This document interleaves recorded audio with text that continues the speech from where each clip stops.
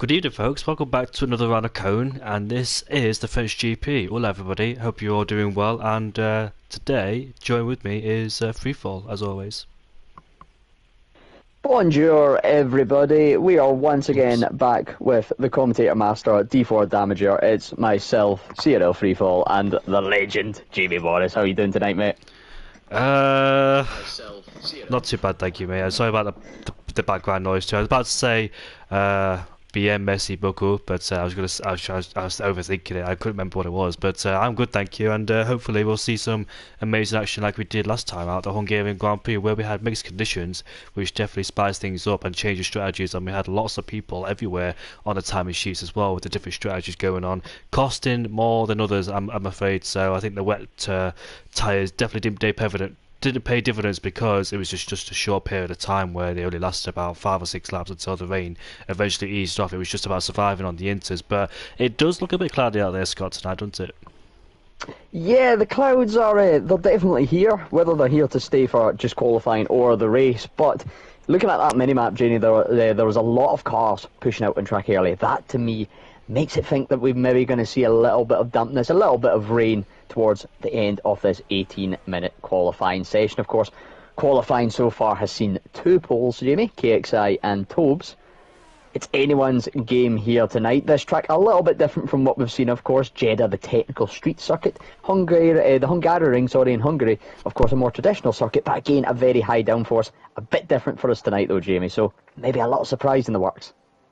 Yeah, there is indeed, especially in that third set. It's twisty and technical as well, especially in the first set. So you just need a balance of straight line speed and downforce. And we both raced this track a few weeks ago as well, so we both know what it's like to race around here with the tyres constantly dropping away as too, with the overheated tyres, etc. So ERS management could be another problem. I see a few cars still in the pit lane. It does look like it's about to rain out there, hence why there's a lot of people out there. Like I said, I think Indian Jesus, our last week's race winner, who is out there currently first, so we'll go on board with him to see what lap times he could produce in the Aston Martins. And talk about Aston Martin, both of them qualified 18th and 19th, I believe. One of them didn't have a good qualifying, the other had a qualifying ban, and they came through up the ranking very quickly. But let's see what he does on his first flying lap since Jeddah. He crossed the line now, and we're about to see as Freefall has left the session as we head down into turn 1. Then flick it in, hit the apex in turn 1 and turn 2. And before I keep going, it doesn't matter, he's lagged out the party anyway. I was about to say, Scott, he's still there, but unfortunately he is lagged out. Into 4 and into 5 we go, using the curbs to rotate the car, and now into the slow speed corner, turn 6 and turn 7. You've got to be very careful how much throttle input you take around here, especially in the first sector, as it's super easy to lose traction, and you might be tempted to just ease the throttle even more, but you've got to be very careful, especially in race conditions, because that little tricky right-hander catch a lot of people out. Into the double chicane we go, turn 8 and turn 9, hits the apex, but for turn 9 you didn't really take too much curb as you would have wanted to carry the speed through there and try and get as much time as you possibly can. And now we're coming into this fast right-hander we go. I think somebody got a puncher here, if I remember correctly, a few years ago. I meant in real life racing. Was it Robert Kubica, George Russell? I actually can't remember who it was. Could have been Lawrence Stroll. Yeah, it was Lawrence Stroll actually. I think he sustained a puncher in the Williams back in 2018. As we come through this left-hander, then it runs out wide on the exit to utilise everything he has in the Aston Martin and on the track too. It looks like a fairly decent lap time, considering it's his first lap time, as Freefall is having internet connection issues, so hopefully he can get back in the session. But Indian Jesus then approaches the line now. Looks like a decent lap time. What can he do, as the benchmark is a 29.6 for the Indian German driver in the Aston Martin. His German compatriot, or half German, goes P2 as Mark Wilson replaces him into P2. P2, the runner-up last season in Tier 4, looking to improve, is Mark Wilson. Glow stick, I don't think he's won a race yet, Glow stick. He came super close on 2 occasions, but unfortunately close enough, as he puts that car into P3 as the Ferrari Tobes replaces him. Last week's pole sit, I believe, Scott said, in P2. I think he was as well. But unfortunately, both Ferraris didn't get the results they needed and wanted as well after their great qualifying performance indeed. But they still continue it.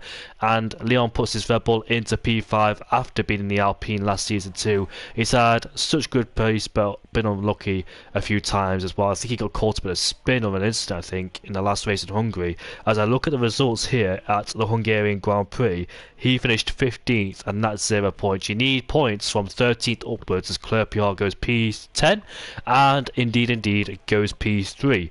And for those who are wondering why I'm saying indeed, because in commentary, after I've stopped talking, he always says indeed. Nothing, it's not anything bad, it's just a joke between us, me and Stevan, or everybody else, as in the Discord server. But Nacho, his Dutch Carpaccio, goes into P3 in the Williams then. So decent lap time there from Nacho, as he was falling in Tier 3 a few seasons ago. They dropped out to Tier 4, and now he's racing back in Tier 3 as the runner-up and the championship leader, as it was past season, are together in Tier 3. Mark Wilson versus Nacho, and Nacho looks like he's got the upper hand so far on the British driver, as ILT Crack in the McLaren. Let's see what lap time he could do. Appeared at the Saudi Arabian Grand Prix. I don't think he turned up at the Hungarian Grand Prix. I don't remember his name around there. But let's see what he does into turn 8 and turn 9 and turn 10. A very tricky corners indeed to get the power down. And KXI, the Saudi Arabian Grand Prix race winner, qualifies in P2. And I remember KXI also being in the top 3 as Crack. That is such, in my opinion, an odd mistake to be making, running out wide like that. So yeah, that's just abused the track limits and unfortunately has ruined that lap time. It's frustrating because in unusual places you would validate. It's just so annoying when you can hope you get a decent lap time together and ruin it like that. But Crack is in the pit lane then, and he won't have a preference or a reference on his first lap, as Buddies is currently out there in the Williams. I think he's done one lap but might have bailed out, maybe made a mistake because it doesn't say out lap. And I think Freefall is back in the session, ladies and gentlemen, or he's at the party at least. So welcome back, Freefall. I am back.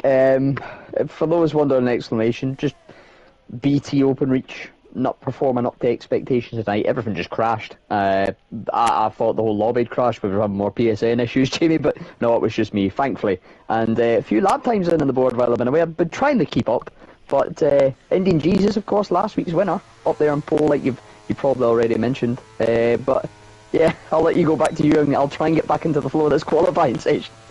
No worries, mate. Take your time indeed. 37.3 for Buddies, so he's going for his actual flying lap. So I think he must have made a mistake on his early attempt in sector 1 somewhere and had to bail out of it. But hopefully the tyres are still intact and alive, ready to do a second lap time on them. Looks like a decent, fairly first sector there from Buddies. Let's see what he does at the end of it as he carries the speed through the corners. 3.4 seconds up, as you expect.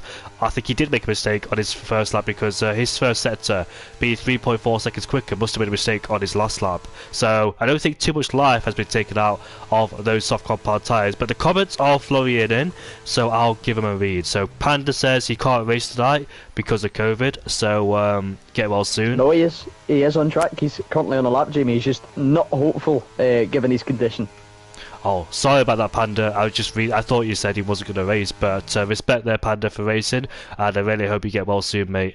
And he's currently in the Alpine. I think he finished in P3 in the championship last season, if I'm not mistaken. Was close to being beaten by Lozano Zera. And Glowstick says it's a dry race, so we'll see no action here tonight, as Buddies will continue his lap time then as we flick through this left-hander DC into P2. And look at the times again, because remember in the Hungarian Grand Prix, I think 4 drivers did a 50.6. I actually can't remember, to be honest. I don't know why I'm making that up for. But look at that, 29.6, 3 of them. And now Buddies crossed the line to go P16, so not unfortunately a good lap time for him. Yeah, just P16 for Bunnies on that second run. I think there must have been another little mistake. We know the kind of pace he had, of course. Bunnies provisionally on the podium last time out in the Hungaroring. Unfortunately, losing it out due to the stewarding penalties applied to Esteban, and another one with that. But that saw Dragon on Speed jump up into the podium paying positions. And these 5, it must be said, Tobes, KXI, Dragon, Real DC and Indian Jesus, they are the 5 headliners of the season so far. And speaking of headlines, Tobes, he got pole last week, currently setting a purple first sector. Down the Mistral straight now goes the Ferrari driver, and into the infamous do-well chicken.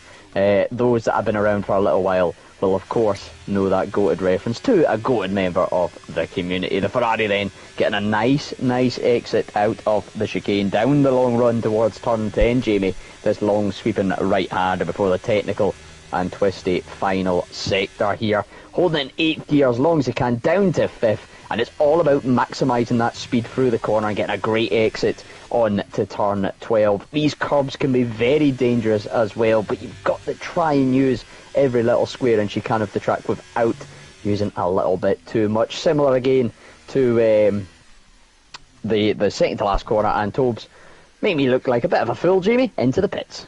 Do you know what, Scott? I don't think he was actually going to go in the pit lane. I think he just turned it too wide and realised he couldn't make it stick, so he had to bail out of it. So, unfortunately for Toes, we couldn't quite see what he would have done in that last sector. And Indian Jesus, however, has invalidated 2 in his Aston Martin on his second run then. So you'll see some invalidations coming in as the pressure is high around here, and you've got to be very consistent around this track as well, because there's no room for error. Even though there's a lot of run-off area, there's still a lot of places that can catch you out with challenges, and turn 1 and turn 2 being the main place as well.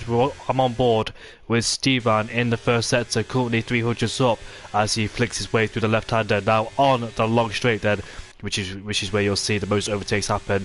Back in 2021, where the first GP turned out to be a good race, Max Verstappen overtook Lewis Hamilton to take the victory, and also Sergio Perez overtook Valtteri Bottas a few moments afterwards as well, as Crack goes quickest with a 29.5 then. So finally got a decent lap time there from the McLaren driver, and he puts it on pole then with an astonishing lap time of a 29.5 then, as the rest of the fields will be looking over their shoulders, and Crack in a very prime position so far. He raced in Jeddah, but I don't think he raced at the Hungarian Grand Prix if I'm looking at the championship standings or race results. I don't think he did, but he definitely raced in Jeddah, and I'm trying to see where he finished. He finished was P13, last of the finishers, but I'm not too sure. Obviously I missed that race myself. I don't think it is a true reflection of a pace. Crack, we both know he has got a little bit of pace in that tank. Speaking of pace, KXI showed some in the last few weeks, Jamie.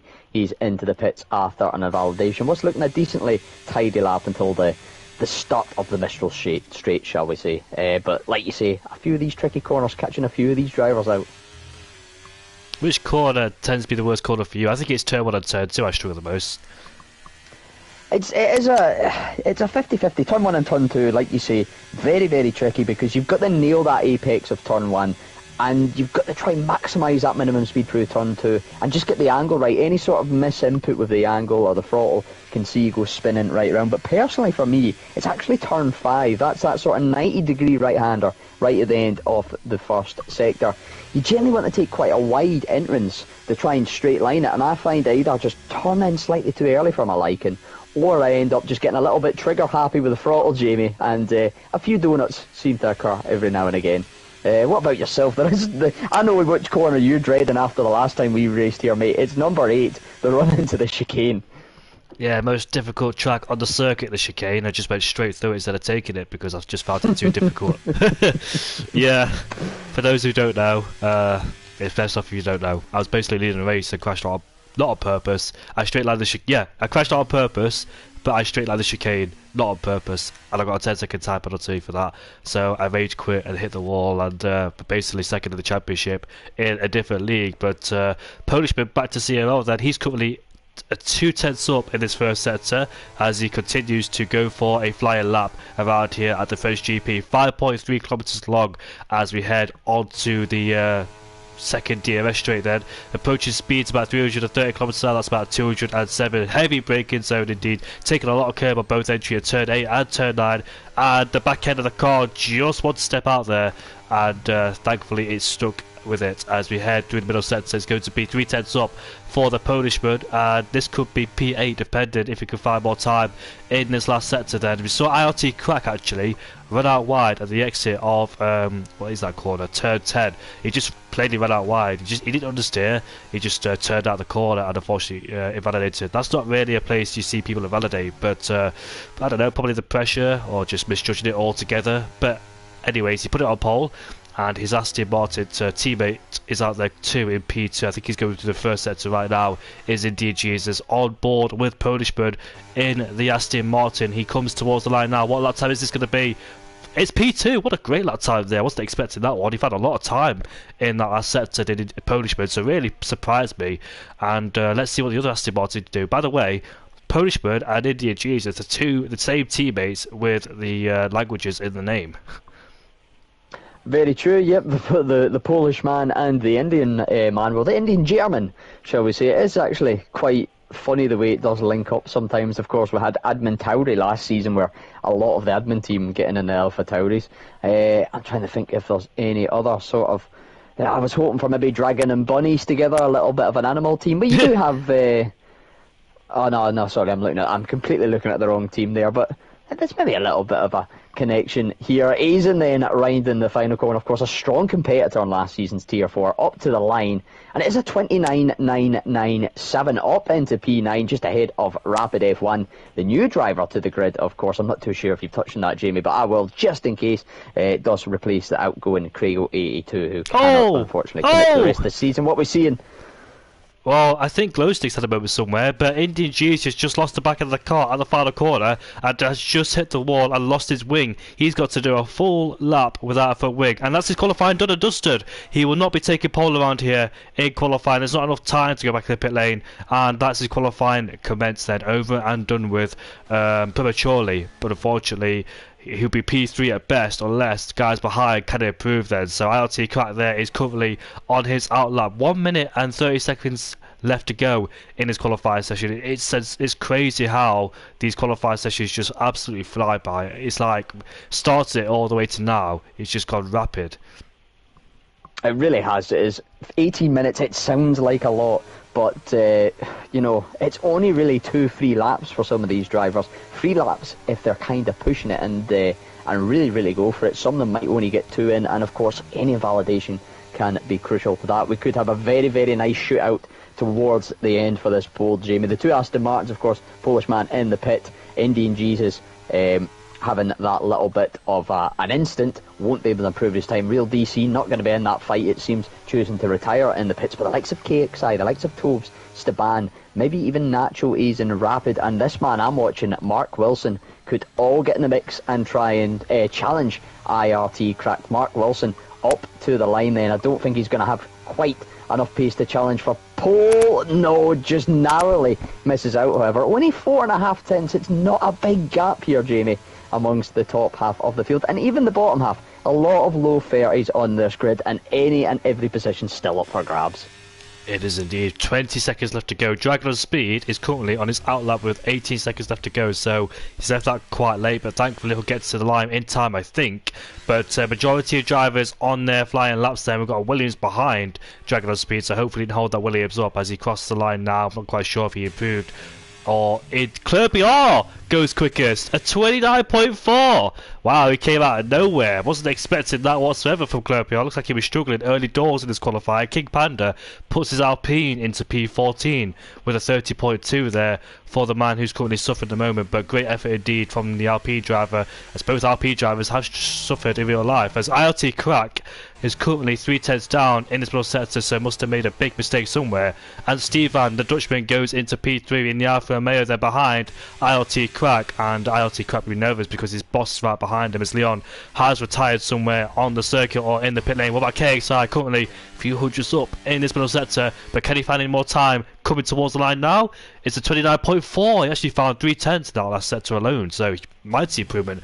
What could he have done if he found more time in this middle sector? But currently P2, as he was on pole at the Saudi Arabian Grand Prix, so he's looking good this season with decent pace, but unfortunately lost out at the Hungarian Grand Prix after the wrong strategy calls. Rapid 2 tenths up in this middle sector. He finished in P2, I believe, as Tobes in the Ferrari gets a lap time on the board. It's 29.3. He takes pole away, so we're edging forwards, or edging closer, I must say, towards the 28s. Rapid had a massive slap of oversteer on the exit of the final corner. As he approaches the line now, what's it going to be for him? It's 9th place. What could it have been if he didn't have that slap of oversteer? Buddies is currently in last place. Dragon Speed P16, and what's the Williams man doing? He currently P20, so unfortunately Buddies will be starting in last place. Yeah, unfortunate for Bunnies. Again, up on the podium, a little bit out of position. Leon, you could say the same as well. And Dragon on Speed, of course, podium sitter last week. However, and now I've got a little bit of personal insight here, Jamie. I happened last season, of course, in the same division as most of that top 5, actually. Most of the top 8. And I know for a fact Tobes, Club PR and KXI, all very good friends, all will be sitting together. Tobes, as a fun fact, we had this little thing, the Red Lantern, developed a few seasons ago, goes to the full-time driver that competed a set amount of races and got the least amount of points, and it was Tobes that handed that over to Club PR. Club PR had to hand it back, but this time it was in the form of the pole. There'll be some good banter coming from that, but a brilliant qualifying session, Jamie. Tobes taking his second pole of the season, putting down some maybe championship credentials very, very early on, of course. Club PR, a poor couple of races, it must be said. He did get a P4, of course, in Jeddah. A bit of a poor race last time out. Finds himself in P2. And KXI, again, like you touched on, that wet weather switch just not paying off from last week, but a good result in Jeddah. These three showing they're up with the mix, but you can never discount the likes of Cracks, the Ban, Polishman, Indian Jesus, Real DC, Rapid, or Natural rounding off that top 10, or in fact any of the other 10, Jamie. Such a close grid. We've got just over 4 tenths separating the top 9. That's what I love about this tier 2, 3 and 4.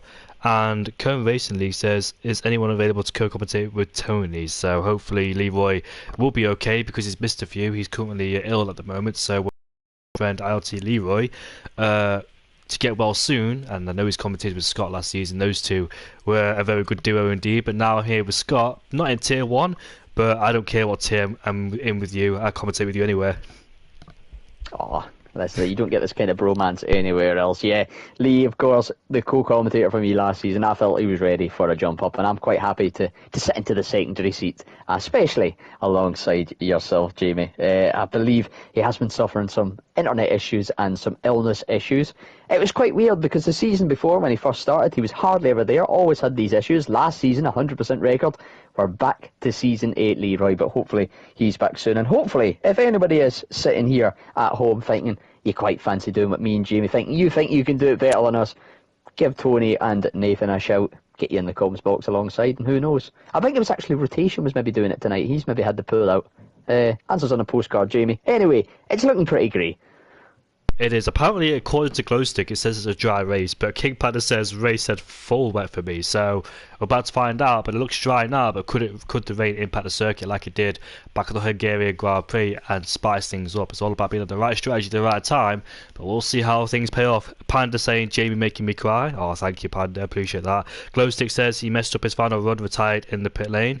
And Daniel says, evening guys, oops, I'm a bit late tonight, but good luck Mark, good luck Mark indeed. I think he qualified inside the top 10 if I'm not mistaken, or if I can remember. Scott says, Jamie, my Wi-Fi has died, but you're back now, so yeah, I was about to say that's me. Just on that, just to touch on as well, that thing with Panda with the wet and Grow 6 saying it's dry. I wonder, now you'll know as well as most of the people at the race, but maybe those that don't, there's a little bit of a glitch where sometimes the percentage and the actual icon don't line up. But Jamie, formation lap time, I panic there. See the last 2 seasons of not having formation lap, I was like, oh my god, we're about to go, I better hand it back to Jamie. Formation lap then gives us a chance to run through that grid one more time, of course, and to look at the tyre compounds. And there's a little bit of a 50-50 split with a few loose cannons in the form of Jay Hartnell and Sofian. What I can tell you now is that the soft compound tyres won't work, because I know that from information, unless the safety car comes at the right time for them. I know that from information from the league race we did back in Spain, back here a few weeks ago, and the soft medium strategy did not work whatsoever. It's a long pit lane too around here, so you can't afford to do a 2-stop, and the 1-stop from mediums to hards or hards to mediums always work. But depending when the safety car comes out as well, the top 3 really have to utilise those tyres and pull ahead of the hard runners of Crack down to Polishman. Both Aston Martins splitting the strategies with DC on the mediums. Rapid in P9. Can he claim another podium? Nacho in 10th ahead of Mark Wilson, so he actually did qualify outside the top 10. That would have been a good place to start back in the older games where the top 10 will have to qualify on the fastest tyres they set the laps on. The fastest laps they set the tyres on, and the top 10 outwards could start whatever tyres they wanted to. Mazel's in 12th ahead of Eisen then in 13th. Jay Hartnell on the soft compound tyres, so keep an eye on him. He might be the one to make it up most positions. Glowstick rejuvenated himself after retiring in the pit lane after messing up his final run. Jagged on Speed, out of place I dare say, is 16th place, so let's see him come up through the field like he did back at the Hungarian Grand Prix, because I remember he spun at turn 13, dropped down quite a few places, made his way back up the order. I think he finished inside the top 6 as Tobes has gone for a spin, but thankfully not in the actual real race, so hopefully he won't be replicating that. King Panda starts 17th on the mediums ahead of Sofian in 18th place on the soft compound tyre. Sofian was the Aston Martin last season, picked up a win back in the Canadian Grand Prix after fighting with Bazza. Is now in the AlphaTauri, and unfortunately his home Grand Prix currently in 18th place. Leon 19th out of place 2, and Bunnies is in 20th place. So there's the top 20 for the grid. And freefall, what's your predictions for tonight's race? Well, I think we will see an appearance of a virtual safety car or a safety car. It is quite a run-off area track, but there are quite a few tricky corners we've already mentioned. There's a few areas where them walls creep in. I'll be very surprised, but very pleased if we see all 20 drivers make it round. Strategy and tyres, being on the right tyre at the right time, if this rain does maybe come, that we might have coming, of course, is going to play key. But it's all about making the pit stops and the tyres work when you're on them. Interesting to see how Jay Hartnell and Sofian get on. It could be a masterclass in strategy. It could be an absolute bottle job. But cars now on the grid, Jamie, I'll hand it back to you for lights out on lap 1, and I'll be your eyes at the back of the grid. Thank you very much, mate. 4, 5 lights. Remember back in 2018 we saw Bottas and Vettel make contact. Will we see contact into turn 1 as the lights are away for the second race of the season? I think the Haas of Clerpiard gets a better start, the side by side, as we head down into turn 1. Then let's see who makes it out top. Clerpiard late on the base, the McLaren swooping around the outside to go down the inside into turn 2. That is crack on the hard compound tyre, so Tobes has lost 2 places, might be under pressure now from Polishman right behind with the Red Bull alongside him, but he actually breaks on the curbs, and now he's under pressure himself from Stevan. And now here comes Indy. Jesus, a bit of contact, and Stevan has spun at the exit of turn 5 there. I think I remember something happened in tier 1 a few seasons ago when somebody went up down the inside and spun like that. But however, Clerpiard leads this race on those medium compound tyres. Crack right behind him on the Haas gearbox there, pulls to the left hand side as we head down the heavy braking zone into turn 8. Clerpiard lays the brakes as you expect on those mediums. Crack sticking with him, but now he does the switchback. Would he get a better exit? Both make slight contact there, but not enough to sustain damage. Crack is in P1 for the time being now. Clerpiard has to make his way back. Mark Wilson from P11 now up into P8. Nacho in 9th there, gaining 1 place. And Clerpiard there with the extra speed into turn 11 we go. And Crack swoops around the outside as Clerpiard bails out of the throttle there, not willing to make any contact on the first lap. And Stefan, I think somebody else has spun. Mazzles versus Nacho. Nacho's going off the track there at the exit of turn number 12, and now under pressure from Glowstick. Glowstick making positions after a dismal qualifying session. DC down to P7. Nacho, massive snap there coming out of turn number 14. Polishman's all over the back of Tobes as Glowstick's going around the outside but can't quite make it stick as we try and round off lap 1. Both Alfa Romeos in P18 and P20. Unfortunately for Jay Hartnell and those sauce, not really utilising them for the time being.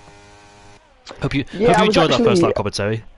I did, mate. I was in prime position. I felt like I was lying back, melting into my seat, just listening to your lovely, lovely tones. I must say, it's an honour to have you as a commentator, mate. And I'll give you some more praise at the end. First lap report then from the back of the pack. Jay Hartnell having a little bit of a moment through the first couple of sectors, having a little bit of contact, nothing too untoward, but that's why he's back down there. Stevan, of course, recovering from that turn 5 spin, getting caught up with, I believe, Sofian into turn 10. Just two of them trying to go side by side, and a little loss of grip for one, causing a bit of contact. Steban coming worse off, and Bunnies just unfortunately losing it on the curb through turn number 12, just all on his own. Currently no damage, of course, and currently sitting in 19, still in the race, however. And this battle, it must be said, the bottom 7 have had quite the ding-dong. The first lap into the Mistral chicane, the do-well chicken as we call it here in CRL, going almost 5 wide. But the front pack Nice bit of racing, a nice bit of clean action here, Jamie, as Glowstick and Natural go side by side through turn number 11. The Mercedes making a little bit of contact with the Williams. I think that might have been a little bit of understeer or just a little loss of traction. And Glowstick does hold the position, or jump the position. I'm actually 100% sure what order they were going in. But at the front here, I'm quite interested to see as DC goes down the inside of KXI. I think KXI at the moment, but I'm quite interested, Jamie. How are the Aston Martins going to play this in the long run? Indian G's is behind on the better tyres, but Polish Man is holding in the train. Of course, Crack out front on the hards also. Maybe there's a little bit of team orders and a little bit of gameplay coming up ahead. Well, if I was the Aston Martin boys, and if I was in the party with them, I think I'd swap positions, let Indy Jesus through on the faster tyres, make sure he doesn't burn out his tyres trying to fight your own teammate, and use a lot of ERS too, because he's quite low on ERS. His Polish bird almost lost it, coming out of that right-hander there, but saves it as we head into turn 7 now. But I think they're swapping positions now, knowing that Polishman has lost it coming out of there, and Indy Jesus is on the better medium compound tyres. You can see him weaving left to right, so I don't think they're actually in a party, because you won't weave left to right if you're speaking to each other. So he's currently in P4, now in a prime position to attack the rest of them ahead. RLT Crack showing some good pace on those hard compound tyres. If he keeps this up, this could pay dividends for him later on in this race, and might help him later on once he's on those medium compound tyres, as he won't lose a lot of time and can catch those future hard runners later on in this race as well. So Clear PR really has to start making inroads on Crack if he wants to, and try and overtake him while he has the chance on those medium compound tyres. As Sofian and Jay Hartnell, the two soft runners in this race, going at it as we head down into 13. Jay Hartnell had to cut the corner a bit there as Sofian stays ahead for the time being. Jay Hartnell won the Austrian Grand Prix. As you can see, Sofian went a bit deep coming out of 14 now. Has Jay Hartnell alongside him again? Yeah, Jay Hartnell won the Austrian Grand Prix, I think, last season. So that's his one and only race win I've seen so far in that season. But he makes contact in the final corner and goes for a slight spin as we head onto lap 4. Has been overtaken by Leon in the Red Bull 2 for good measure. But this DRS train won't help Indy Jesus either, being all stuck in there. We all know what it feels like to be stuck in a DRS train. You just can't move yourself up the order whatsoever, even if you've got the fresher medium compound tyres or fresher tyres attached to your car. And you can see he's quite low on ERS, so that won't help him in the long run either, being quite slow on the straight. DC has broken the DRS train, because I believe he went down the inside KXI. I'm not quite sure if he made a mistake, KXI, or DC made a move. However, they've broken the DRS train, and now the second group of that race too. So can DC get himself back in that all-important 1 second range of DRS? I think KXI is coming at him at rate of knots, and he has. Up into P6 he goes. Ooh. A little bit of wheel bang in there, but they make the move stick. But DC, maybe a result of that, just losing the car ever so slightly, losing a bit of confidence, loses out to Mark Wilson. How many times can you say lose in a second, Scott? But DC down into P8, and crucially that gap, 1.7 from P6 to P5. They really need to close that gap, and they've just wasted a bit of time here squabbling. And crucially, Jamie, we did touch on it at the start. ERS management will be key. Now, if a safety car comes out, it kind of nullifies it, of course. But there's a lot of drivers sitting very low, and then I look at the man in P3. Now, I'm not going to say exactly what he's on. I don't want to bait him out too hard, but Tobes doing very good to manage his ERS and could be in a prime position later on. Crack doing a great job defending despite having Cloppier on the softer tyres with the DRS. Maybe Crack running a slightly lower downforce setup, of course, compromising that with the straight line speed. Polishman getting very close to the rear of Indian Jesus into turn 1, and this gap, these top 5 now, if they play it smart and don't squabble too much, they should take a little bit of a lead from the rest of the pack. Mark Wilson getting a 3-second time penalty for free corner cutting warning, so that'll be the first of a few this evening. Glowstick also joining him in that escapades. And this second little DRS train looks like it's about to get a bit tasty here, Jamie. They're very, very close to the rear. DC, one of them, of course, moving to the left. Mark Wilson just about leaving enough room now on the run down to the Mistral chicane. KXI could be vulnerable here. DC knowing a bit smarter, knowing that dive was never going to be on. Mark Wilson holds the position, kind of just plants it on the apex to defend. All looks pretty clean, all looks pretty legal, and a nice little bit of battling, not just at the front, not just at the back, but right in the mid-pack, Jamie. Yeah, battles everywhere you go. That's what I love about this tier. You see battling everywhere. It's DC also trying to look for a move on Mark Wilson ahead of him as the McLaren went up the inside and the last lap. DC gets out of shape now, had to bail out the throttle, and Mousels was right behind him too to make a lunge, but it was just a roadblock. He was in a race line. Rapids up the inside. Can he make it stick? Yes, what a great move there from Rapid F1 as he puts that Alpine into P9, leaving Mousels to defend from Asia right behind too in the Haas. But we move on to lap 6 out of this race then, and it's still Crack leads ahead of Claire PR Toes with great ERS management in P3, now having to use it as Crack has been overtaken by Claire PR into turn 1 there, but can he pull away? I wonder, but the DRS is so hard to pull away. Crack actually makes a mistake out of turn 2. Does the IRT driver just got to the curb a bit too much and might have exceeded track limits and also lost the back end of the car too for good measure. So yeah, it's a double blow there for IRT Crap. You can see India Jesus and Polishman all over the back of them too as they try to make their way through on the guys ahead as well. We're still watching this battle for P6 unfold, and India Jesus, oh look at this, we've got a multi-car battle going on here. India Jesus P3, IRT Crack overtakes Claire PR. Claire PR gets swallowed up by both of them, maybe 3 with Toes coming out to be 8 knots. India Jesus goes down the inside, a Crack into turn 8, and let's see who makes it out top of this. As you can see, Polishman also tried to overtake Claire PR, the only one who did not have DRS, hence why he's lost 3 positions. It came so close coming out of turn 7 as Crack was up the inside of turn 7, not a place you see overtaking. You usually wait for the straight, but Crack couldn't wait because India Jesus was coming at him too. Toes in P3. Essentially, Toes hasn't lost a position because he was in P3 majority of the time, and he overtook Claire PR once again to stay in P3, so he hasn't lost anything or gained anything.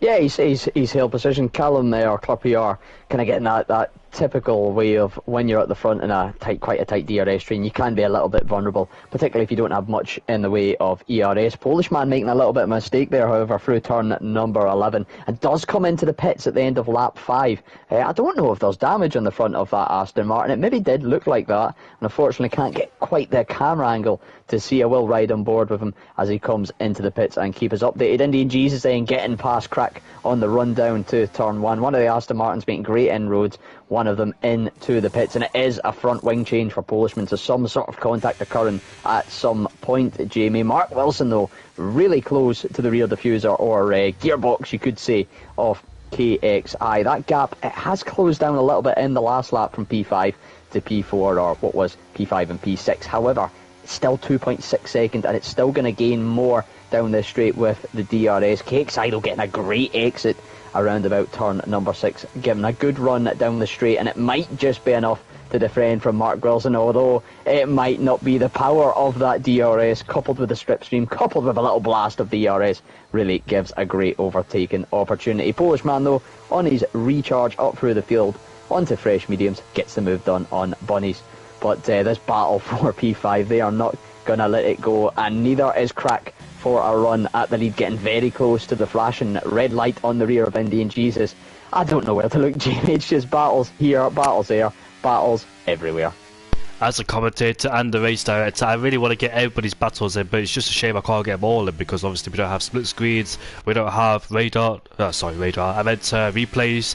We don't have any of those tools in our facilities, so we have to do it ourselves, and just not like the real life camera as you see in the Skies. If you have Sky Sports F1, you would have seen a YouTube video as Steve picks up a 3-second time penalty of the commentators' setups and how many screens and monitors they have. It's incredible. All the notepads and all the sheets, the notes they make on the papers too. And DC is right behind KXI, who's right behind Mark Wilson. So this battle keeps on intensifying as Rapid F1 is on those hard compound tyres. So his tyres maybe started to help him just a little bit edge forwards towards those guys. Also, his ERS management has been sufficient too, so can he try and start to make gains on these drivers ahead who are fighting for P5 on these medium compound tyres. Crack looks like he's almost been left behind from India Jesus. He's still 9 tenths, he's still in DRS range. It was actually putting pressure on him going into turn number 10. But he went a bit too wide at turn 10, might have picked up a bit of understeer as well for good measure. Picked up some marbles as KXI has overtaken Mark Wilson once again for P5. So these guys keep switching positions as King Panda has up into P11. He's not very well, is Panda, as he's picked up COVID, so hopefully he gets more soon. He where did he start? It was P17 and now he's up into P11, just on the fringes outside the top 10. And you also get points as well if you finish in P11 or 12. So looking good for King Panda. May not have had a good qualifying, but his race pace is certainly there as Leon has overtaken Dragon of Speed, who's up into P13. Not quite sure why those guys have dropped back, Leon, Dragon of Speed and the guys behind. Somewhere along the lines of the lap they must have made contact. Maybe it was the first lap, I just didn't notice because there was a lot of jockey position. There was a yellow flag on the first lap too, so hence why those guys are maybe further down than they should be. But this battle keeps on going. Down the inside goes DC, makes contact into the final corner, and this might what happened going into the last corner of the first lap with KXI and DC. But DC's coming once again. They both have DRS. Mark Wilson is outside the DRS range due to that contact in the final corner, and it may be a mission over adhesion there, because you want to think about the DRS too, and now he's broke it. KXI is released. Can he now pull away from this DRS zone? I don't think he can catch the others because those guys ahead of DRS, but he can certainly pull away from these guys and try and leave them for dust. The Polishman sets the fastest lap of the race on a brand new set of mediums. Yeah, Polishman on that recovery drive, but DC, crucially, maybe not getting the overtake done, but he has done enough to break that DRS chain on Mark, and that will leave the McLaren vulnerable. Interesting though, there's not a lot of ERS to spare in this mid-pack, apart from the Alpine of Rapid. A lot of them got more flashing lights than a newly decorated Christmas tree, as Mark Wilson gets very loose on the chicane, cuts a little bit across, makes contact with Ease, and Panda does manage to sneak by. I don't think there's damage on that Haas, I don't think there's damage on the McLaren, but these tyres, Jamie, they're starting to age. These tricky traction zones, they're getting that little bit harder, and I think we're starting to see the early results of that. Oh yes, we are indeed. It's medium compound tyres have started sliding around. Mark we also found that going into turn number 9, just lost the back of the car. There was an end plate missing. I think it was a Haas of Eisen. So yeah, like you see, he's really having to use a lot of steering input just to make the corner alone, and fortunately he's off the track. So a trip to the pits for the Haas man in no fault of his own, just an innocent bystander, but that's racing, unfortunately for him, as he finds out, goes into the pit lane to get rid of that front wing and put a new front wing on. As a Rapid in P7 then, doing a really good job in the Alpine on those hard compound tyres, the most durable. The longevity of those tyres can take you a long way in this distance as well. And Nacho picks up a 3-second time penalty. Looks like he started struggling a bit. Did he get caught up in some contact too? Because he just struggled coming out of turn number 2 there on the throttle with Mazel's all over the back of him. Let's have a look at Mazel's as well performance. He started in P12. Currently inside the top 10 is the Danish man in the AlphaTauri, and putting pressure on Rapid, who's once again sliding through the corners. It might have damage, you know, I'm not quite sure, as Mazel's is all over the back of him. So all of a sudden, Rapid has lost some pace, and Indian Jesus has been overtaken by Crack, who moves himself up into P1, and Mazel's has overtaken Rapid. Now his teammate King Panda is starting to follow through too, as he drops down into P9. I can't see any evident front wing damage there from the Alpine of Rapid, so I'm not quite sure if it was bodywork damage either. Who knows, but unfortunately he's started to lose some pace. Yeah, I think I'm surprised, you know, the hards, I thought they would be a bit better than the mediums. He had that little bit of VRS in the tank, close that gap to DC, get back in that DRS, and then try and use that to pull himself along, and maybe even make a run at KXI with that little bit of battery that he has on his disposal. Instead, he's lost out to Mazel's, he's lost out to his teammate King Phi Panda, the COVID-ridden driver, up 9-10 positions, I believe, at this stage of the Grand Prix already, almost a position a lap. We will be getting kind of close to the pit stop range. Sofian, though, it must be said, still on those softs from lap 1 as Mark Wilson does come into the pits. I wonder if there was maybe even the slightest bit of damage and he's decided, I need to get off these tyres. Likely hard's going to go in the McLaren to the end as Eisen picks up a 3-second time penalty. The battle at the front though, Indian Jesus right on the rear of Crack once again as Mark Wilson does go onto the hard.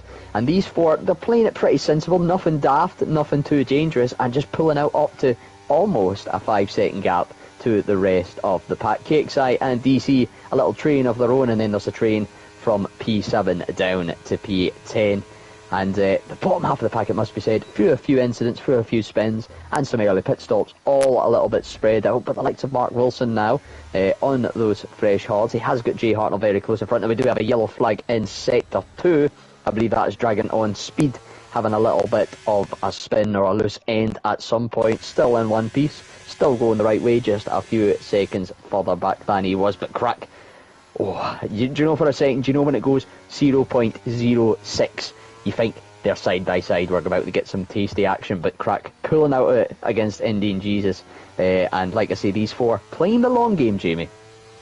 especially Crack as well, playing the long game on those hard compound tyres. He knows he'll have the benefit of those medium compound tyres later on in this race, as long as you don't let Indian Jesus pull away and stays within the DRS, keeping Tobes at bay as well, and Clerpiar at bay, as DC has overtaken KXI, who's in the pit lane then to get rid of those medium compound tyres on the hards, and Glowstick's right behind Rapid too. So it's a great drive currently from Glowstick, who started down the field, had a dismal qualifying back at the Hungarian Grand Prix too, but started to make his way up to the field. I think in last season we've got somebody who's spun. Is that Williams? Yeah, it's been Bunnies who's spun, and that's a shame for him. He's really actually been struggling around here in France, and not everyone's favourite track, understandably, especially in real life as well, with all the confusing the blue painted lines and the red as well. It's all confusing. But IOC Crack once again right behind Indian Jesus. Looks like Indian Jesus got some decent pace in the first set, as he always almost pulls a 1 second deficit over Crack, but obviously with the DRS advantage, Crack will pull it back on Indian Jesus and therefore can't pull away. So they get super close going into the middle set to these two. But I don't think there's anything more left in that Aston Martin, especially on the tyres as well, as they continue degrading on that car, whereas ILT Crack's tyres will be much better at this stage of the Grand Prix, and he's just waiting to go on those medium compound tyres, ready to fight them towards the end. So Crack's pace has really improved, hasn't really scored any points this season, but on course for a potential win, a likely podium if he keeps things nice and clean and has good pace for the whole of it. As Rapid is trying to fight underneath Glowstick, but can't quite do so. Looks like Glowstick almost lost it there coming out of turn number 12, but it looks like Rapid is having to have to use a lot of steering input, so he might have slight front wing damage, but not evident, as two cars are in the pit lane. Yeah, Toves and Clark peeling away into the pit lane. 11 laps, or it will be 12 laps effectively on those mediums. King 5 Panda following suit, all in to the pits for hards to the end. Sofian pit last lap off those softs, going on to mediums, looking to do about 15 laps on the mediums. Now, it's not totally out of the realms of possibilities. We've seen cars here on 12, 13 laps life with full tanks of petrol. He's going to have a lot less weight in the car, so shouldn't really be out with the realm of possibility. Of course, KXI also pitted off those mediums on to the hards, and I'm interested to see how the 1 lap undercut has played out in his gap to Clerpiar and Tobes. The gap was about 5 seconds before he pit. It is now 4.4, so it has been worth roughly about just over, half a second. In fact, it's down to 4 seconds, so it has been worth nearly a second, that 1 lap undercut here, Jamie, and that could be crucial when we see Tobes and Clerpiar versus Crack, and particularly Indian Jesus. Indian Jesus likely to pit very, very soon to try and cover that off the best he can. Or are we going to see the Indian German driver go for a medium soft? Time will tell, as Dragon is losing a couple of positions, loses out to Polish Man, and then I think just decides to step out of the way of his teammate Tobes, and that could be a big decider on the battle between himself, Clerpiar, and maybe Indian Jesus as well. That could have big ramifications. Jay Hartnell getting past Asian as Tobes almost tries to go down the inside of Polish Man, and then does so into turn number 11. Of course, Polish Man was up in the pack, manages to round it back around about the outside. What a little defend from him as Clerpiar gets around the outside of Dragon. In the background, the two make slight contact. I don't know if there was much in the way of nastiness or anything untoward. As I just noticed Steban's rejoined, didn't even know he'd left. But this battle with the undercut overcut, and with Indian Jesus going another lap here, Jamie, I think this could be a very tasty end to the race, where we could even see Crack and Indian Jesus on softs, maybe Crack on mediums, fighting out with these guys in the hards that have got such an undercut on them. It's anyone's game. It is indeed. As Tobes' approach but keeps scrapping away, the more these two fight, the more it'll benefit Indian Jesus too. As we got a yellow flag down there. That's Jay Hartner, I think, who's gone for a little bit of a spin. Is it? There's an Alfa Romeo or Ferrari stranded down there, or is it Stevan? Let's have a look. I can't actually. Thanks to Stevan, he's glitched my graphics, so I can't use the. There we go, manual controls that I usually use as I switch to drivers. But it's back on now. It was actually Stevan who actually spun. He actually left the session. Well, quite a while ago, but now he's back, thankfully. Currently down to P20 here. A massive contrast to his race back at the Hungarian Grand Prix. Oh, big contact! Tobes has spun! Tobes spun coming out of turn number 8 there. I think Polishman's got away with it, but I'm not quite sure what happened to those two as I flicked off board Steve had to catch these two, and unfortunately He's gone for a spin as Glowstick has overtaken Mazzles. So Indeed Jesus extended his stint. This is looking good for Aston Martin. KXI now on the back of Dragon of Speed on those fresher hard compound tyres, trying to go around the outside. He has to. He can't afford to be stuck behind that Ferrari, but still Dragon of Speed trying to hold in there. And once again, yeah, that's good. Good relationship there between both teammates as Dragon of Speed once again lets his teammate go. But that's absolutely furious there for Tobes. Was it an aggressive move down the inside? Did Punishment leave enough space, or did Tobes just play the understeer to him? Who knows? But unfortunately it's cost Tobes, and Punishment got away with it. Yeah, it has cost Tobes a position to Clear PR, a position to KXI. KXI, though, is closing in to Clear PR and Co up front. It seems the gap only just over about 3.5-ish seconds, so has made a little bit of inroads since that first lap coming out, and maybe with some of Tobes' pace, they could try and regain up through. But Clear PR looking in a very, very good position. His gap to the leader, of course, 23.8 seconds. It is roughly about, I think it's about the 25 to 26 second mark for a pit stop here, so effectively could be in the net lead of this race. Of course, Indian Jesus and Crack going to come out on softer, potentially, and better compound tyres, you know, better speed, better life in them, so a little bit of fight back towards the end. But this strategy battle, not just the on-track battles, and speaking of that, KXI loses out to Tobes with the assistance of DRS down the Mistral Straight.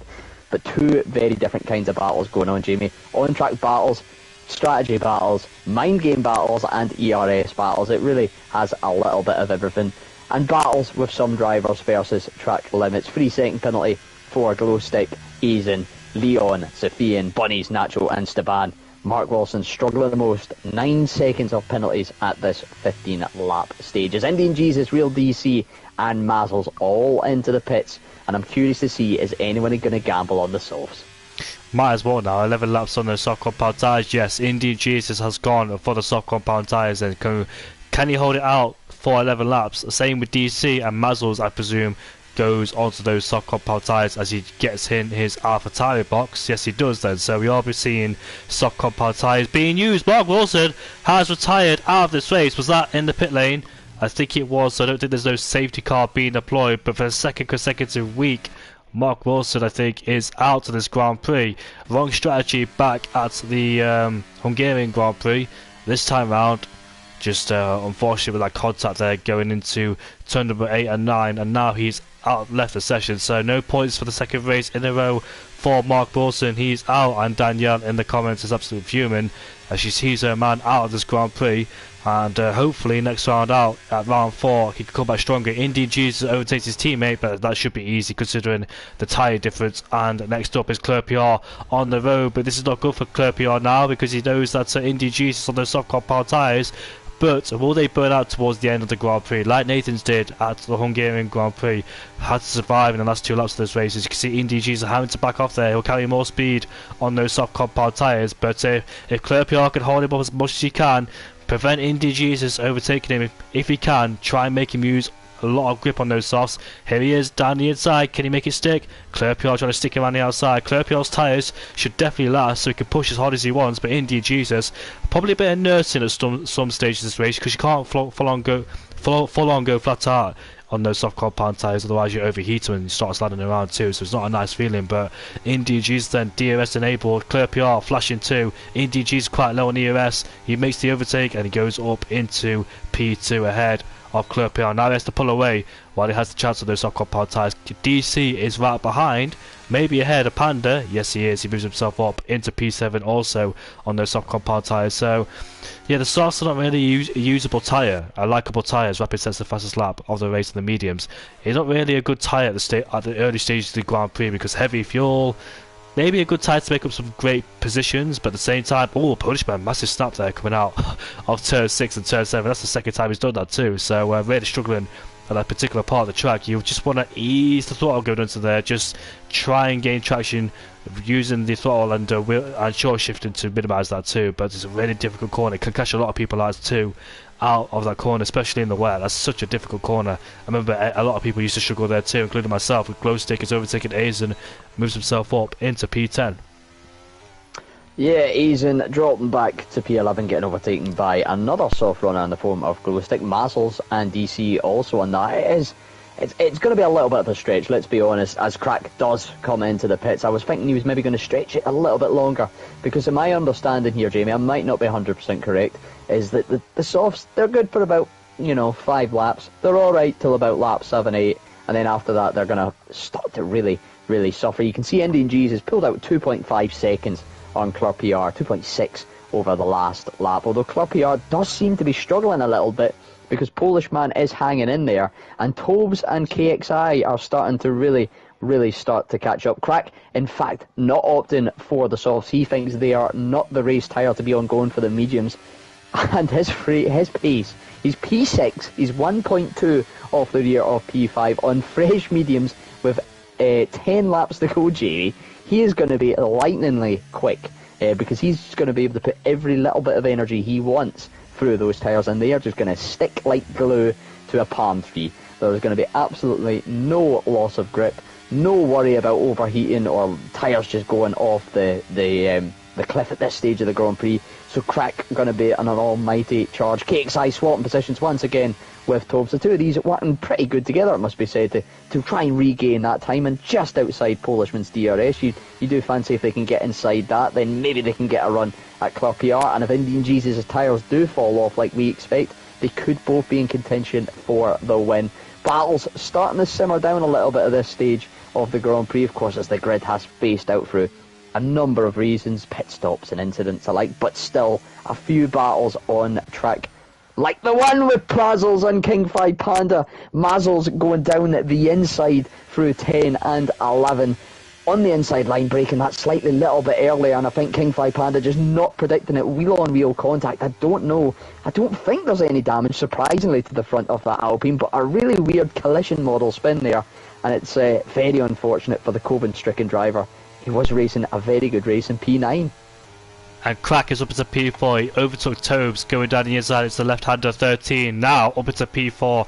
Polishman is the next car up the road on P3. He pitted very early this race, with people wondering why, because he has sustained full wind damage. I don't know why or how, but IRT Crack, you can see the amount of corner speed he's got. He's been very careful too with the amount of confidence he has, because being overconfident on these tyres is not good either, because you might cut corners, might have a lot of wheel spin as well. You can see Punishment for the third time struggling there, and that was just taking candy from a baby. He has the DRS2 for good measure, so he'll be threatened down this straight. I think India Jesus will be hoping that his teammate defended more than that, but you can really see that Punishment was really struggling. And here comes KXI taking advantage of that too, but Punishment lays the brakes and swoops around the outside and stays ahead. I thought KXI would have had it in the bag, but now he's going to watch out for Toes because he got put offline, and now Toes will be taking advantage of that too. Rapid is ahead of Eisen there, up into P10, he goes ahead of the Haasman there, but this is shaped up to be a really good race. The gap between India Juice and Crack is about 5.9 by judging by the mass between Clear PR and Crack's gap. Not looking at the gap to leader, looking at the gap between intervals.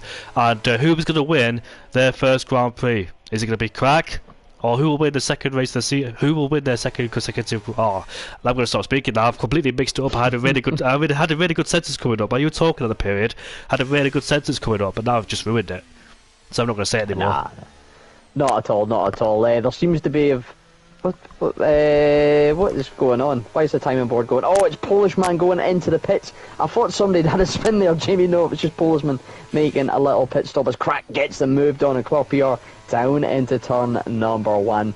Real DC on a bit of a charge on those softs.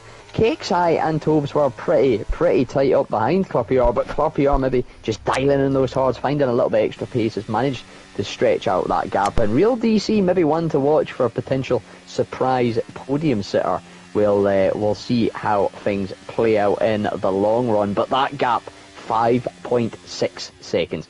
5.5 seconds now between Indian Jesus and IRT Crack. We have got 7 more laps to go at the end of this one, so it doesn't even need a second a lap. We'll keep an eye on that, and of course, as the race drags on, Indian Jesus' tyres are going to get worse and worse in conditions, and Crack's, yes, they're probably at the best they're going to be now, but they're not going to get bad. They're not going to get even moderately bad. They're going to stay pretty fresh, pretty grippy, and well, half a second in just over a sector, Jamie, I don't think it's going to be a contest if he can catch. But to catch is one thing, to make a move is another. The battle for P4 raging on as we've got the 2 Williams into the pits for what looks like a double set of fresh softs. Maybe just going out for a little bit of a run, try the fastest lap and roll the dice, see what happens. You never know. Anything could happen, of course. We've only had one retirement, of course, here tonight, Jamie, and it was in the pit, so it's been a very... But yeah, I know, a few incidents here and there, but we expect that. It's part of racing. These little taps and little bumps do happen. But nobody making friends with the wall quite like we've seen here before. 7 laps to go. It's all to play for. Who will get the win, who will get that last podium spot, and who will round out the top 10. 5 laps to go, the gap is 4.7. Can India Jesus get his second win of the season? Can RT Crack get his first win / podium / points of the season?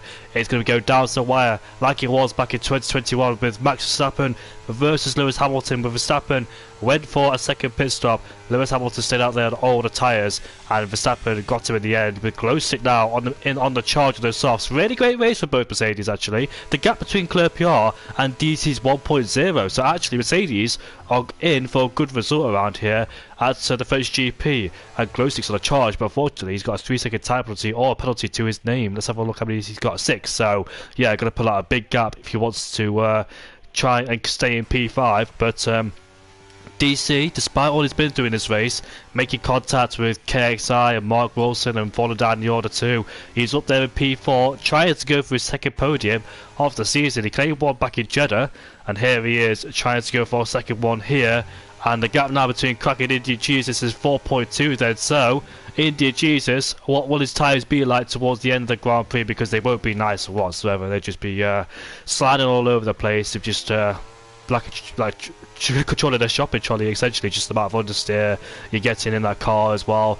The overheating in the tyres as well. I know it's only 6 laps old, but 6 laps old softs are not really that great whatsoever. You want to try it yourself, you know what it feels like, but the gap is 4 seconds. It was 5.1 a lap ago, so almost getting 1 second a lap. Is RT Crack has to do this pace consistently as well till the end of this race and try and catch him. Let's see how it works between these two, but the chase is on between the Indian German and the IoT of Crack in P2. Yeah, the chase is on indeed. We did see, of course, Sofian at the start of this Grand Prix did a similar sort of lifetime as what we're looking at Indian Jesus having to do with those softs, and it didn't really pay off for him. Found himself quite down the pack just by losing time towards the end of the stint. Real DC has made the move up into P3. There is a retirement, and I believe that is in the pits. King 5 Panda choosing to end the race a little bit early, out of touch with the points and maybe just feeling a bit too under the weather. I have massive respect for even showing up tonight though, mate. I think in everybody's eyes you are still a winner out of most of the grid, you know. Fair shift doing this in the condition and the state he's been feeling in. But back to the action at the front. Club PR hanging on with the rear of DC, it must be said, through this sort of twisty technical section. Is this an indication that 6 laps on the softs is maybe starting to really get to the breaking point, and maybe these hards of Club PR could pull back into action, and that could bring the likes of Tobes and the likes of KXI back into things for the P3, 4, 5, 6-ish sort of positions. But 3.4, now the gap at the front, Jamie. It's only a matter of a time as the Alpine of King 5 Panda almost makes things very, very tragic for a few of the front runners. Yeah, I think ILT Crack could gain DRS at the back of that Williams, who just came at the pit lane for another set of the soft compound tyres. I don't think he's a DRS range, so that'd be helpful for India Jesus. But yeah, even though it's only one, even though if he gets DRS, that would still be a massive help dragging him towards India Jesus then, as he wants to dispose that Williams as quickly as he can, as they're both trying to go for the fastest lap. Nacho in P17 and Bunny's in P18 there, splitting both leaders. Actually a ghosted car now as he continues to go ghosted in and ghosted out. But Crack having a slight moment coming out of turn 9. The gap was 2.9, that was 3.1. I think he just had a massive snap of oversteer, just wheel spinned out the exit, but thankfully hasn't lost any time. Well, he has, but not too much. He's actually on 0% ERS, so he's used a lot of his battery there as LT Crack. I think India G's got some decent straight lap speed in that Aston Martin, while his teammate is fighting Leon for P10. Remember what happened to Leon? Polish burn early stages. He just unfortunately broke his wing. Imagine in this race if he was there for the whole of it, what could he have done to impact this race to stop Crack winning, as both Aston Martins could have got a potential 1, 2 or 3. But Claire PR, like you said, still continuing to put pressure on DC. However, might be a bit difficult now with DC's tyres getting older and Claire PR starting to come in a bit too on those hards. Glowstick 1.3 seconds away from Club PR2. 2.9 with only 3 laps to go in this race. Who will it be? Oh, Crack has spun! He spun out of turn number 2! And that is his chance to win the race is over. Will he maintain the podium? No, that's his biggest chance because he hasn't got a podium at all this season. He's down into P5, but that mistake is the race win there for Indian Jesus. Nothing could go wrong whatsoever. Even a 3-second time penalty can't go wrong. DC's in P2. Claire PR is in P3 as well, as he's putting pressure on Glowstick as ILT Crack. That is a massive shame there for Crack, just pushing a bit too hard on those mediums. I noticed he was sliding around in the middle sector as well, and there it is then. There's the proof. Turn 2 spun, and Indian Jesus kind of relaxed a little bit, but still got to stay focused and not get ahead of himself. Yeah, it's unfortunate. Crack just pushing too hard. Maybe he has got good tyre life, it must be said. KXI taking a hit to his maybe outside podium chances with a 3-second time penalty, but Crack is still within P2 potential for this race. Let's not forget he has got the freshest of the front 3. He's probably got the best tyre when you consider it all in. Of course, Clippy are slightly older tyres, but harder. There'll be a bit more life in them, of course, at that age compared to the mediums and the softs. Dan's softs, although the softest compound, they're going to be absolutely screaming. He has, though, however, made a little bit of inroads on Indian Jesus' lead. But with lap 25 of 26, we'll have 25, 26 and 27 to go then. 3 laps of this Grand Prix and the gap at 8.6. Like you say, anything bar a spin or an absolute calamity of a collision with a back runner should see the win go to Indian Jesus once again. But the rest of the podium, well and truly up for grabs. Glowstick could get in the mix here as well. He does have that 3-second time penalty, but he won't be worrying about that. He'll be trying to build as much of a gap to the cars behind to try and maybe even sneak a top 5 finish. And of course, being that Mercedes in there, it's another car on the DRS train, it's another car to give DRS, and it's another car to just put it on the apex, take away that space you're going for, and maybe change up the dynamic of these 2nd, 3rd and 4th. The big thing though, Crack not in Clurp's DRS yet and doesn't have much or anything in the tank in the way of ERS. He's got to catch it on pure pace, and maybe I was going to say it looked like it was going to happen. Just let Glowstick slide on through and try and work a little bit together with the Mercedes to pull the McLaren along. Not going to happen, but Glowstick does get it out of the chicane. Everything up for grabs here apart from P1. It seems like 2 down to about 7, maybe even 8, all up in the air as we see Crack and Glowstick continue to battle, Jamie.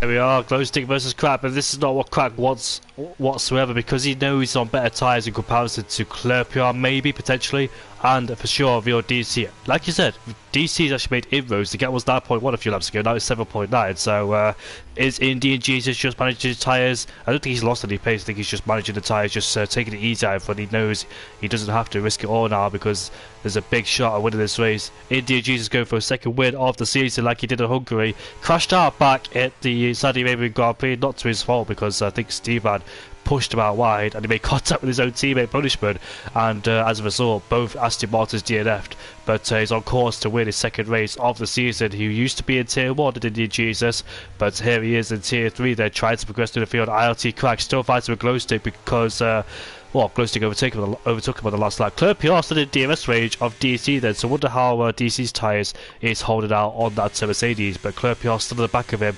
But the more Crack fights with Glowstick, the more it dents his chances of fighting with DC and Claire PR. I thought Glowstick would be easy pickings due to him being an older sauce, but actually Glowstick's got some decent pace. Remember, he crashed out, he retired in the pit lane due to make a mistake on his final run in qualified, started down in P15 and now into a healthy P5, but unfortunately has that 6-second time penalty floated over his name. I think he'll finish in P8 unless anybody else picks up a penalty or himself picks up another penalty indeed, but the gap between Claire PR continuously closing down. DC, will he care if he lost P2 or not? I'm not quite sure. P3 is still a good result, but those soft compound tyres are starting to fade away on that Mercedes there, so the inevitable might be happening, but they're still taking chunks out of Indian Jesus' lead out there in front. Remember, his tyres going to be 12 lap old as well, so it might be headed towards 70%. Those tyres will be dead for sure, but I wonder, how was he feeling when ILT Crack was catching him? Surely the pressure was building and building on him, but now it's been released off his shoulders.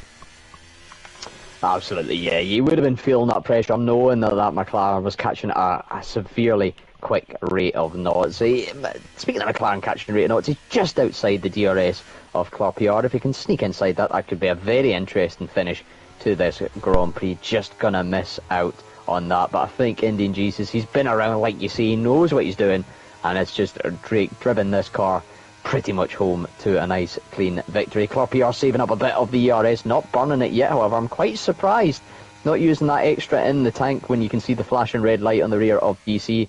It's going to be harder to use it with just ERS alone, although maybe looking at an overtake now out of the chicane, knowing you'd get a better exit on the hards versus the worn out softs. Uses the little bit of battery he's got left, and crucially, I've just noticed on the dashboard of Real DC, there's a red fuel light, Jamie.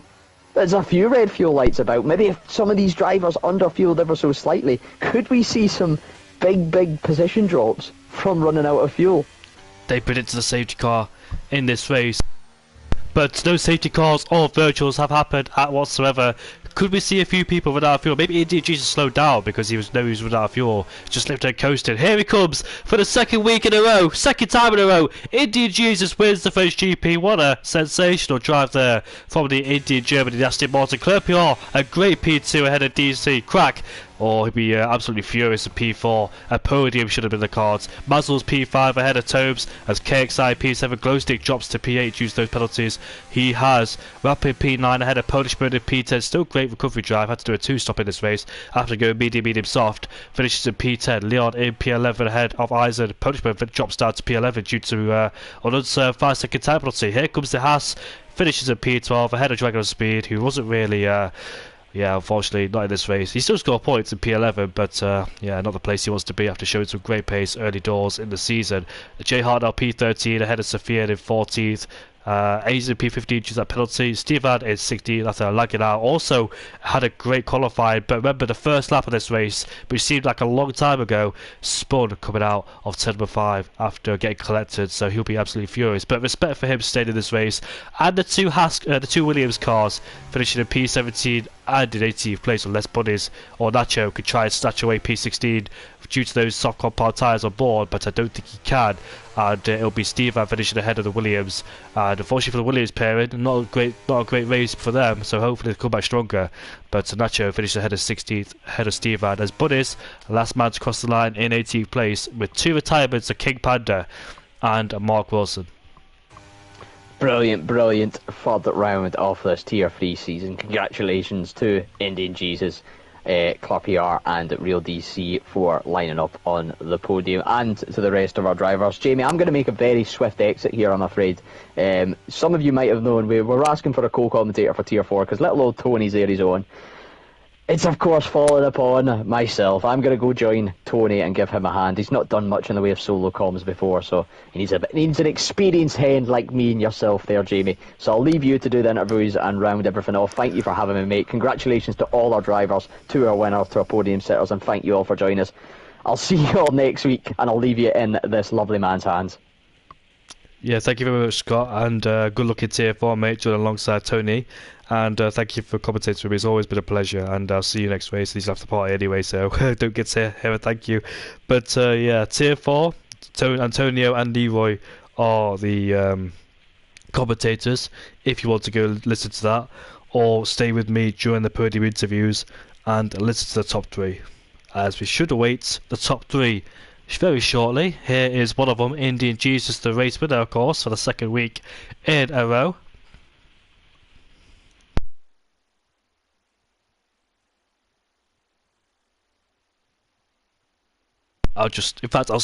You're the winner, so I might as well start with you before these two join the party. So, Indian Jesus, mate, started in P7 after crashing out in the final corner. What happened there, mate? Just simply lost the rear end and just hit the wall and just lost grip in general? Good evening, Jamie. So yeah, I lost the grip on the final corner in the second lap of quali. I think I pushed a bit too hard because I went out on worn tires. I want to say one set for the race, and you could really feel the lack of grip on the second lap. So I just pushed too hard and it spun. Yes, unfortunately, but you came through the field and fought those guys as well with your teammate. What happened to your teammate, by the way? Were you to deploy because he broke his wing, but I didn't see how it happened. No, I wasn't at party. I didn't know what happened to him. No idea. I just saw him drop back sadly because his pace was really good on the hards initially in the first stint. I think he had better pace than most medium runners, to be fair. Yeah, you had great pace as well. I think you did the auto strategy to your teammate. Did you start on the hard compound? No, it was mediums? Yeah, I sat on the mediums Hello? just to have the most flexibility when it comes to strats. My ideal race strat in the beginning was medium soft, so that's what I went for. And yeah, I think I pitted maybe 1 or 2 laps too early.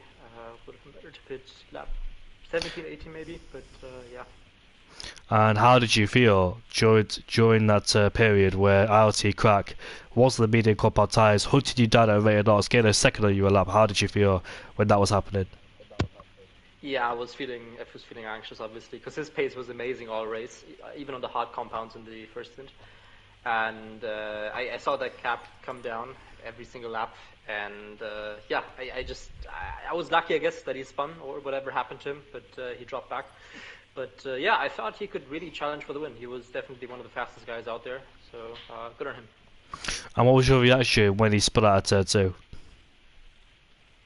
I didn't even know what exactly happened to him. Did he get hit or? No, he spun by himself. Okay, yeah, I was obviously very relieved because I knew the other gap was like 9 seconds-ish to DC, I think. And I knew with the remaining laps, if I just don't spin, don't make mistakes, this should be, if there's no safety car, there should be a win. So obviously I was very relieved because, yeah, I think Crack was absolutely quick today. Yeah, it was, but were you just nervous on the whole race? Did you know that you were going to get hunted down towards the end of the race? Yeah, so I expected him to pit with me, to be honest. I didn't expect him to stay out longer, because I knew Topes and the other guys were catching up because they undercut us. And yeah, once I obviously pitted and I saw him going longer, I was feeling a bit anxious. I didn't feel very comfortable the whole race, to be honest. Setup felt okay in quali, but for the race I was just tiptoeing not to spin, but luckily it all worked out. There was no safety cars, no spins, so it worked out for me. And if a safety car did come out, I bet you'd be very nervous about that, wouldn't you? Yeah, so if there happened like a late safety car, obviously I would have pit again for softs, I guess. But especially with the mediums, starting on the mediums, if there was an early safety car, I could have pitted for hards, so that just gave me more flexibility when it came to safety cars. And how are you feeling for the Mexican Grand Prix next week? Mexico is a weird one because I feel like in the dry, alright over there, but if it rains, I'm gonna have some issues. Same with France. Luckily, it didn't rain today, but my wet pace wasn't good here, and I just hope it stays dry for next week. And how are you feeling overall for the season? Because you've had some decent pace, unfortunately not in Jeddah after that crash with Stevan and your teammate. But how do you think the season shaped up for you into the championship? I know it's early, but it's better to get started early. Yeah, of course. You're always hoping for a challenge for the championship, and I hope I can challenge this season. I've made fewer mistakes, I feel like, compared to the few past seasons. But these guys' pace is really good. Even if you saw the first stint, I think top 5 pace was pretty even, and it just comes down to strategy, weather maybe, and I don't know, just luck. So I hope I can challenge, but it's not going to be easy. Well, congrats, mate, on P1. You did a phenomenal job, and good luck for the next race, and just enjoy your evening, because that was a great job from you. Managing the pressure, I don't think you made any mistakes. I wasn't really watching you when the gap was going down because there was battles going on through the field. I wanted to catch every single battle, but I don't think I see one mistake from you, and you did amazing, so congrats, and well-deserved win.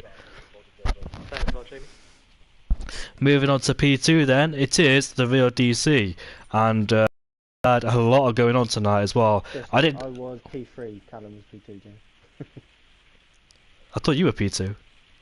No, You got you towards the end, didn't you? Yeah, sorry, clear PR. I'm really sorry, mate. That's alright. You finished in P2. Sorry, there's a lot going on, but Mate, what a race from you as well. I think you got swamped on the straight by 3 cars, didn't you? Because you were first in the DRS trade, but you was on the hard compound tyres as well. Did you expect to get a podium at all with the rest of the guys on the medium/softs?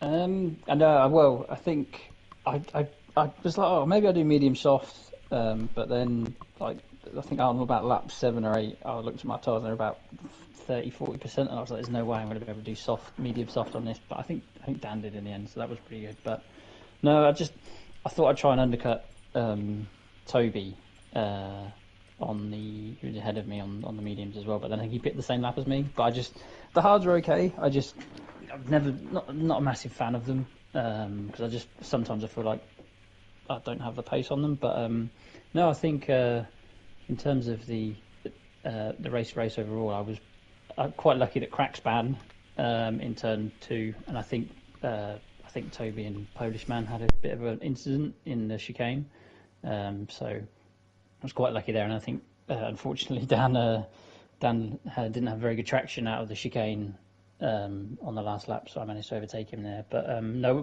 when I took the lead on the first stint, I actually almost lost it coming into, I think it was out of turn 6 or turn 7, so that's why I got swamped. I kind of was like, I got a really good run down on Crack down the home straight, and thought I'll burn a bit of VRS and overtake him. But yeah, it kind of then backfired slightly because I then went from first to about 5th in the space of about 200 meters, and then I kind of just decided to hang on because I think Crack and Jesus were probably too quick for me and Toby, but we managed to just hang in the DRS for the majority of the stint. But yeah, overall, really happy with P2. I would have been happy with P3, but I just took the opportunity when Dan was flashing red, and he had no traction out of the chicane in the middle of the lap. So yeah, that was a really positive race. So I'm quite happy with that.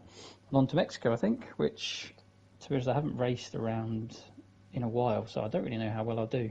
But hopefully, as Jesus said, it doesn't rain, because I'm not always a massive fan of the rain. So.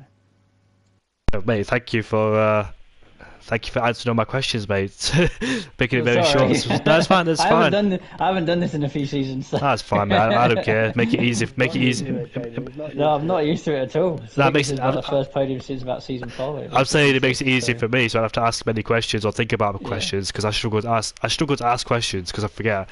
Because it's a nervous thing, but you really help me out. Yeah. But talk about that though. You played it tactically with the overtaking on DC because you didn't go for it the chicane, like you said. You waited to out traction it, or get better traction, and just slipstreaming with more EOS. That's quite like a Max Verstappen of Valtteri Bottas and Perez too. So, did you plan it on purpose? Did you say, or did you wait? So, I think the lap before, I was getting quite close to him, and I actually turned my DRS off. So I didn't kind of come side by side almost, because I thought if I'm ahead going into the last lap, then Dan's probably going to try and overtake me in a similar fashion. But no, on the last DRS bit, I again turned it off, and I thought, because I saw he was flashing red, and I had about 20-25%, and I thought, if I can get a good run out of here, burn the remaining of my ERS, and then I'll be able to get around him, which I did in the end. So yeah, it was the plan, but it was kind of helped slightly by Dan not having much traction, so it made the overtake a little bit easier, unfortunately for him. Sorry, that's a very smart move as well. Pull yourself closer to the DRS into the dual chicane, get a better exit, slipstream up the hill, use the extra ERS into turn 10. So that was very smart indeed, Claire PR. And your first podium of the season, I dare say, without looking at the results as well. So, so I bet you were quite nervous as well because the guys were out with your softs and the mediums, and like you said, Crack spun, so that gave you another chance to get on the podium. There was you versus a DC for the second spot. When he came behind you, like rejoined behind you, were you ever nervous about Crack catching you up again? I was originally, because when I saw him spin, I thought, he's going to be miles behind. But then he caught up quite a lot. But then he seemed to, I think it was actually Glowstick did me and Dan a favour.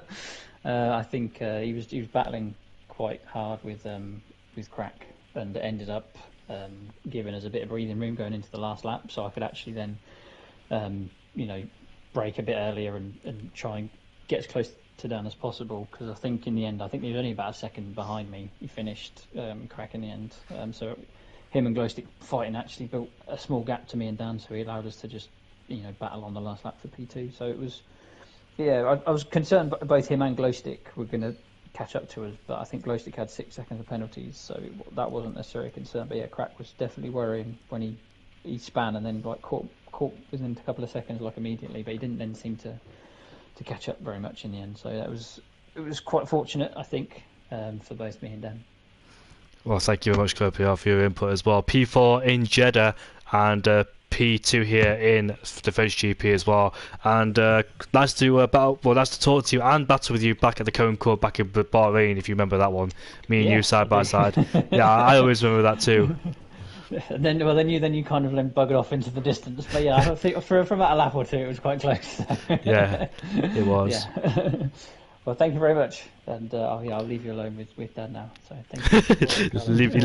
leave me alone with Dan. Yeah, I can stay if you want me to, but but no, it's up to you, mate. Yeah, welcome, mate. Congrats on P2. Thanks, guys. Bye. Here we are then with the man who finished it. Then there was one left alone with me in the party. Here we are then in P3. So DC. During that first stint, you had quite a battle with the guys in front and behind you with KXI and Mark Wilson too, which dropped you out of DRS range, because I thought you guys would actually catch up to that top 5 battle, as it were. But actually, during that second stint, you found a lot of pace as well. So was breaking the DRS critical for you to try and get yourself back in the podium paying positions? Yeah, 100%. Tobes and I think it was KXI, yeah, behind me. I knew if I didn't get out of it, then it would have been a case of one or at least one or both of them would have got me. So that's why I didn't have anything to battle with at the end, because I just felt the middle stint would have been, or the start of the second stint would have just been so important. Getting myself a little bit of a gap, catch up to Callum, and it worked out. So I can't really complain too much. Any point in the race did you think you were getting a podium, because you were stuck in that battle between P5 downwards with all those cars, KXI, Tobes as well, Tobes and Leon, Mazzles, a lot of them as well, especially Mark Wilson as well, going down into double chicane. So I'm surprised you could. Well, I'm not surprised. I'm just. I am surprised actually that you caught up, because you were so far behind. So that was, like you said, it was a really important stint going on the soft compound tyres. And when did you think that podium was on the cards? Yeah, no, I'm exactly the same. I didn't think I was going to be anywhere near the podium. I thought 5th at best with the tyres and the strap and everything like that. Usually, if I do a bold strap like the medium soft, a safety car then comes out and absolutely ruins my race. But as soon as I realised that I was back past those guys, managed to get out of their DRS, I sort of just pushed and managed to get within DRS of Clerpier.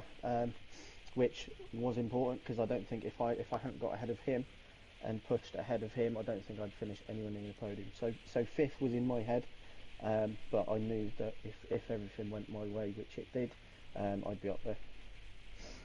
Yeah, you disposed Toes very quickly as well. You disposed Polishman, who had to do its second stop already, and KXI. So you really got your way through the field very quickly once you put those soft compound tyres on the Colopier. But to the last corner, you had like quite an adventure. I think 3 times you overtook around there with Mark Wilson. I think there was contact with Mark Wilson.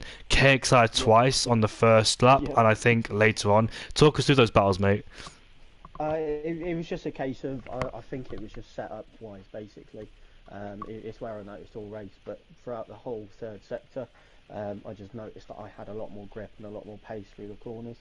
That battle with KXI and Mark Wilson, they were all not braking early. They're braking where they brake for it. But it's a case of with the setup and the confidence I had going through the sector, I just felt like I had a lot more pace. And then it was as soon as we get to the penultimate corner, I'm right on the gearbox. So I thought, why not go for it? And it worked out. I think 2 out of the 3 times that I tried it. First time with KXI, it was a nice little overtake. I think it spooked him a little bit, but that was fine. The second one, yeah, there was a little bit of contact with Mark Wilson. I don't think he expected it. Did sort of squeeze me into the inside, but you know, none of us retired. It was nothing major. It was just hard racing, as they call it. But managed to just stick with him. And then yeah, the third one, I think it was a case of KXI went wide because Polishman went into the pits, so he went wide. And I just saw the gap and took it. So. And also, I think there was contact down at the dual chicane between, was it you and Mark Wilson? I Was think it? it might have been. I've looked at it back, and I definitely was sort of just about ahead. Not side by side, but I think I was fully ahead. So I don't know. I'll have to see what happens with that bit really. But it's unfortunate because you never want anyone to spin out on you. But you know, I don't think there's anything else I could have done in that situation. And also, when you overtook Claire PR, sorry, when you overtook Claire PR, were you ever nervous about him come back into you later in the race because you were on the softs and he was on the hards? Yeah, it was always in my head. It being in a party with him as well, it was always just keeping an eye on each other's tyre wear. Even though it's competitive, it's good to just talk to him. But yeah, it was a case of I knew my softs would die. Finished on 72% in the end, I think they were on. So it was close to safety territory. But yeah, I knew as soon as I didn't have any battery, how close he was in the last 2-3 laps, and the traction he was getting out of the corners, I just knew that he'd get me at some point, which I was happy to settle with. I was going to try and battle it a bit more in the third sector coming out of this chicane, but yeah, traction wise, I was too high a gear coming out of it, and just bogged down, and he got ahead. So, but I'm happy with a podium from it. I can't complain too much. You should be, because that's your second podium of the season in 3 races as well. So, how are you feeling for the Mexican Grand Prix? Yeah, I'm confident. It's as long as I can get the S sector right. I think every other corner is quite good. I do enjoy it. It's just getting the corners right, but it's never always about yourself. You've got to take into consideration everyone else. So that'll be the main factor, trying to just navigate and stay in the race. Well, thank you very much, Dan. That was a great P3 as well. Great drive, and the soft compound tyres, even though they died, you still got a podium and defended from the rest of the guys behind. Overtaking was amazing in that final corner too, and well-deserved P3 again. Pleasure, mate. Cheers. Good commentary. Good, looking forward to watching it back, mate. Thank you very much, and join me back for the French GP at 8 o'clock or 8:15 on Thursday. Then Tier 1.